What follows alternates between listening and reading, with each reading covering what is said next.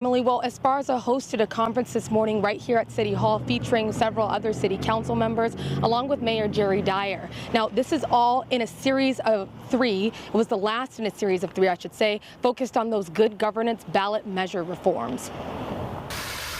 Councilmember Nelson Esparza unveiling 2 of 4 initiatives he'd like to see voters decide on for the 2026 November election. This wasn't about any one person, it wasn't about any one politician, it was centered all just around good governance and, again, long-term fiscal solvency here in the city. At issue during Monday's conference, establishing a redistricting commission. That commission will draw the lines in public throughout the public meetings.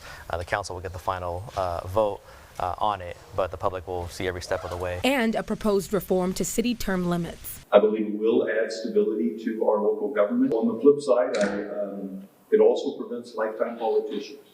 And I do believe that is a good thing for the city of Fresno. Mayor Jerry Dyer is a co-sponsor of the item that would cap the number of years an elected leader could serve at 12, a first in Fresno's history. Dyer confirmed he will run again if city council members and voters approve the measure. The answer is yes. I would run for a third term as mayor of the city of Fresno. The other 2 reforms were announced last week, one of which would replace money the city expects to lose when Measure C expires next year. Esparza confirming the tie to the Better Roads Safe Streets measure, which will likely not be on the ballot this November. Without that Measure C revenue, again, we'd be looking at about a $54 million gap beginning next year. If this measure is passed, it's going to be keeping the sales tax rate exactly the same. The last item allows the city to fund about 23% of the SEDA plan, leaving the rest to developers. That's really a responsible measure that keeps us as a city from overextending into that area and overspending. Residents don't want to invest in infrastructure in that area at the expense of our own neighborhood.